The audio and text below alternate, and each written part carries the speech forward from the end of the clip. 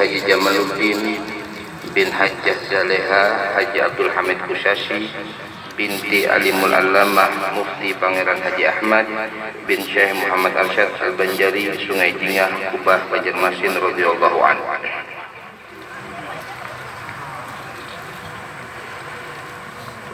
Riwayat Alimul Allamah Mufti Haji Jamaluddin bin Haji Abdul Hamid Kushashi atau ibu beliau Hajjah Zaleha masyhur dengan sebutan Syurgi Mufti. Bismillahirrahmanirrahim. Qala Allah Ta'ala fi kitabihil aziz innama yakhshallaha min ibadihil ulama. Qala Sufyan bin Uyainah radhiyallahu anhu inda dzikri shalihin tanzilur rahmah. Qala Ibnu Umar radhiyallahu anhuma qala Rasulullah sallallahu alaihi wasallam uzkuru mahasina mautakum wa kufu an masawihim. Akhrajahu Abu Dawud wat-Tirmidzi wal Baihaqi wal Hakim wat Tabrani. Allah Subhanahu wa taala berfirman dalam surah Fatir ayat 28 yang artinya sesungguhnya yang takut kepada Allah di antara hamba-hambanya hanyalah ulama, yakni orang-orang yang mengetahui kebesaran dan kekuasaan Allah. Dan Sufyan ibn Uyainah radhiyallahu anhu berkata ketika dibaca riwayat seorang salihin niscaya Allah turunkan rahmat.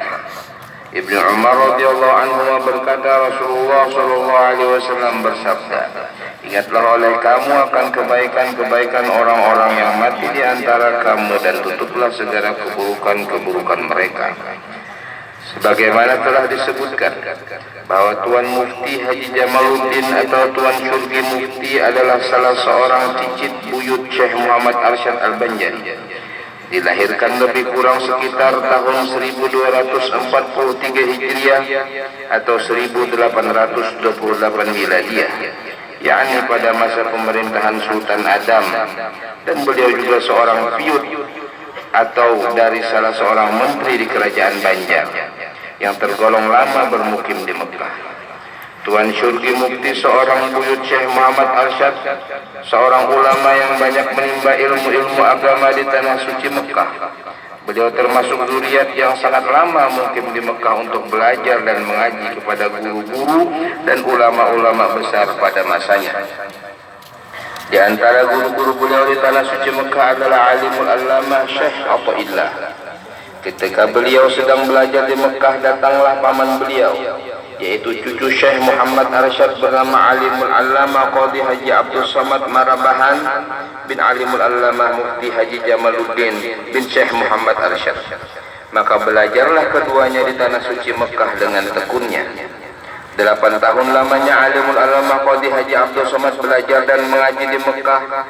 Di antara guru-guru beliau adalah Syekh Khatib Sambas, seorang ulama yang alim dan masyhur di kota Mekah pada masa itu.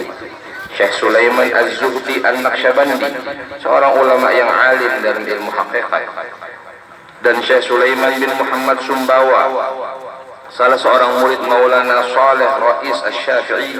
Beliau adalah mufti besar untuk wilayah Makkahul Mukarramah pada waktu itu. Maka setelah 8 tahun Alimul Allamah Qadhi Haji Abdul Samad belajar dan mengaji di Mekah atau 9 kali berhaji, maka beliau dianjurkan oleh guru-guru beliau supaya segera pulang ke Jawi atau ke Indonesia untuk menyebarkan ilmu-ilmu yang didapat kepada keluarga dan masyarakat pada umumnya yang sudah menanti tuangan dan curahan ilmu dari beliau. Tuan Syurgi Mufti mendengar rencana kepulangan Alimul Allamah Qadhi Haji Abdul Samad tersebut sangat kagetnya, lalu menanyakan, kenapa Pamanda hendak segera pulang? Padahal baru 8 tahun Pamanda mengaji di Mekah sudah mau pulang, sedangkan Ananda sudah puluhan tahun lebih, bahkan hampir 20 tahun mengaji di Mekah belum berani pulang karena merasa belum cukup ilmu yang didapat. Maka paman beliau pun menjawab bahwa beliau pulang karena disuruh oleh guru-guru untuk mengembangkan dan menyebarkan ilmu-ilmu yang didapat. Tuan Syurgi Mufti pun masih penasaran. Lalu Alimul Allamah Qadhi Haji Abdul Samad diajak oleh Tuan Syurgi Mufti mudzakarah dalam berbagai bidang ilmu, mulai syariat, tariqat, dan ilmu hakikat. Yang kemudian setelah selesai, paman beliau pun sembahyang sunat. Sedangkan Tuan Syurgi Mufti memperhatikan hal paman tersebut. Apa yang terjadi? Sesaat setelah selesai Alimul Allamah Qadhi Haji Abdul Samad mengangkat takbir di awal sembahyangnya. Tuan Syurgi Mufti tidak melihat lagi alimul alama Qadhi Haji Abdul Somad yang sedang sembahyang, yakni tidak tampak lagi oleh Tuan Syurgi Mufti paman beliau sembahyang. Maka sangatlah terkejut Tuan Syurgi Mufti tatkala itu. Namun sesaat hendak salam, alimul alama Qadhi Haji Abdul Somad tampak kembali di hadapan Tuan Syurgi Mufti. Maka mengertilah Tuan Syurgi Mufti akan ketinggian ilmu yang didapat oleh alimul alama Qadhi Haji Abdul Somad paman beliau. Seraya menanyakan bagaimana pamanda mendapatkannya, lalu menjawab, guru-guru beliau memberikan atau menuangkan dengan cara baluru, menumpahkan sampai habis. Akhirnya Tuan Syurgi Mufti merestui dan membenarkan rencana kepulangan alimul alama Qadhi Haji Abdul Somad ke Jawi. Dan Tuan Syurgi Mufti bertekad dan berjanji, ulun tidak akan pulang kalau tidak mendapat ilmu yang sampian dapat. Maka diketahui dari nazar beliau bahwasanya kepulangan beliau sudah mendapatkan ilmu tersebut. Setelah banyak ilmu yang didapat dan belajar dengan ulama-ulama terkemuka pada zamannya di Makkah, barulah Tuan Syurgi Mufti pulang ke kampung halaman dan berkiprah sebagai generasi penerus datuk beliau Syekh Muhammad Arsyad Al-Banjari. Alimul alama Mufti Haji Jamaluddin Tuan Syurgi Mufti adalah seorang ulama yang amilin, lagi zahid, masyhur sebagai seorang ulama yang pemurah dan ramah tamah terhadap siapa saja, sehingga beliau disegani dan dihormati oleh segenap lapisan masyarakat, termasuk pejabat pemerintahan Belanda pada zaman itu.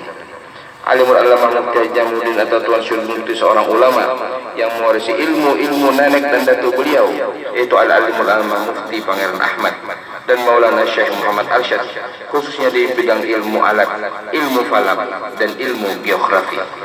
Banyak orang yang datang belajar dan mengaji kepada beliau, baik dari lingkungan kerabat maupun sahabat, sehingga hari-hari beliau penuh terisi dengan kegiatan belajar dan mengajar, serta memberi nasihat-nasihat kepada para tamu yang datang mengunjungi beliau, yang pada umumnya mereka itu datang dari tempat yang jauh dan mengharap bimbingan rohani dalam menjalani kehidupan di dunia, dan mereka itu selalu beliau berikan jamuan makan.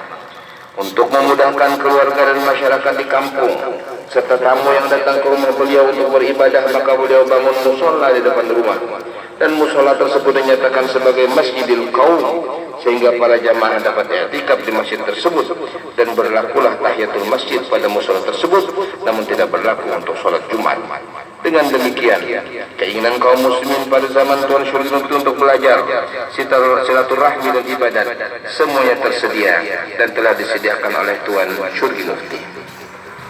Alimul alama Mufti Haji Jamaluddin atau Tuan Syurgi Mufti adalah seorang ulama yang peka dan tanggap terhadap situasi dan lingkungan, dan juga seorang ulama yang memuliakan membesarkan syiar Islam. Karena itu beliau selalu berupaya mencarikan kemudahan bagi kaum muslimin dalam menjalani kehidupan beragama, seperti mensemarakan syiar Islam di masjid-masjid, musola dan sebagainya. Termasuk pula beliau memberikan kemudahan kepada kaum muslimin atau anak cucu Syekh Muhammad Arsyad yang ziarah ke makam datunya. Maka pada tahun 1311 Hijriah, beliau usahakan membuat antasan terusan yang letaknya di samping Masjid Kalampayan, yang sebelumnya sudah ada sungai yang menuju ke lahan pertanian yang membelok ke arah kanan. Namun tepian sungai itu sangat jauh letaknya dengan makam Syekh Muhammad Arsyad. Lalu atas inisiatif dan usaha Tuan Syurgi Mufti ditambah dengan hadiah para kaum muslimin, ditabuklah, dibuat antasan mulai dari masjid yang membelok ke kiri dari arah sungai tadi, sehingga sampai ke tepi makam Syekh Muhammad Arsyad yang jaraknya lebih kurang 100 meter. Alimul alama Mufti Haji Jamaluddin atau Tuan Syurgi Mufti adalah seorang ulama dan juga sebagai sesepuh keluarga di Martapura, di mana suara beliau sangat diharapkan dalam memutuskan suatu masalah atau suatu rencana, sehingga beliau termasuk zuriat yang cukup berperan dalam pelaksanaan pembangunan kubah Syekh Muhammad Arsyad Al-Banjari di Kalampayan. Beliaulah yang mengusahakan membuat kandang besi untuk makam datu beliau Syekh Muhammad Arsyad, sehingga dengan bantuan Haji Muhammad Tahir Buntet Banjarmasin, kandang besi tersebut dapat terbikin dan terpasang sampai sekarang, di mana di dalamnya terdapat atang-atang 2 rangkap yang terbuat dari ulin yang diukir dengan lukisan-lukisan indah yang dibikin atas nazar dan wakaf Haji Muhammad Amin Khatib bin Haji Muhammad Said Khatib bin Alimul Alama Pangeran Mufti Haji Ahmad.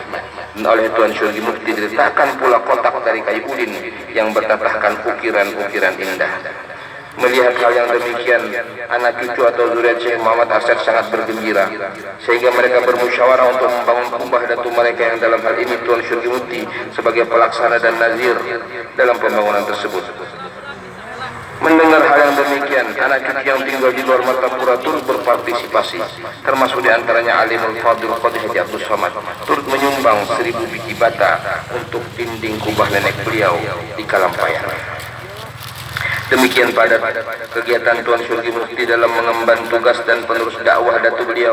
Rumah beliau setiap hari selalu dipadati oleh kaum muslimin yang ingin mendapat bimbingan qalbu dari beliau, sehingga pemerintah Belanda sangat kagum melihatnya dan menawarkan kepada beliau agar bersedia untuk menduduki jabatan mufti di pemerintahan. Dengan memperhatikan situasi dan kondisi umat Islam pada masa itu, meskipun bekerja sama dengan penjajah Belanda, namun dalam berbagai pertimbangan tawaran tersebut beliau terima. Maka dalam tahun 1314 Hijriah, Alimul Allamah Mufti Haji Jamaluddin diangkat sebagai mufti yang berkedudukan di Banjarmasin. Dengan demikian bertambah pula jabatan mufti yang dipegang oleh zuriat Syekh Muhammad Arsyad Al-Banjari. Alimul Allamah Mufti Haji Jamaluddin sebagaimana disebutkan bahwa beliau adalah seorang ulama yang pemurah, ramah tamah, penyayang terhadap siapa saja, sabar dan tekun serta tidak gegabah dalam mengambil keputusan. Karena itu beliau selalu menjadi tumpuan dan harapan bagi segenap keluarga dan sanak saudara.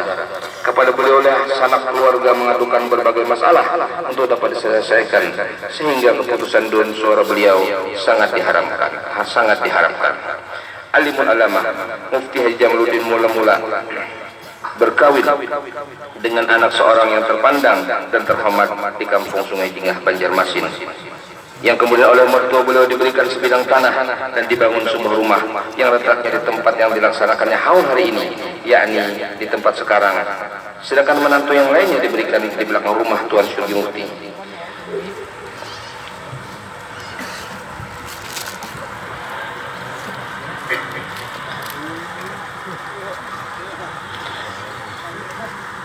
Haji Abdul Hamid Musyasi, ayah Alimul Allamah Mufti Haji Jamaluddin, sebelum berkawin dengan Zaleha binti Alimul Allamah Pangeran Ahmad Mufti, beliau kawin di Sintang melahirkan Haji Muhammad Arsyad. Kemudian kawin lagi dengan orang Jawa melahirkan Haji Muhammad Tahir. Kemudian kawin lagi dengan orang Bugis bernama Sima melahirkan Haji Asma. Haji Asma inilah yang tinggal bersama dengan Alimul Allamah Mufti Jamaluddin di Sungai Bingah, Banjarmasin, dan terkenal dengan panggilan Amati Asma. Saudara seibu sebagai sebapak Tuan Syurgi Mufti adalah Syekh Abdurrahman Huda. Kawin dengan Khadijah binti Alimul Allamah Mufti Haji Muhammad Arsyad Lamak bin Alimul Allamah Mufti Haji Muhammad Asad bin Syarifah binti Syekh Muhammad Arsyad di Martapura. Namun tidak ada mempunyai anak. Wafat di dalam pagar dan dimakamkan di Kalampayan, sebelah kanan masuk pintu balai kubah.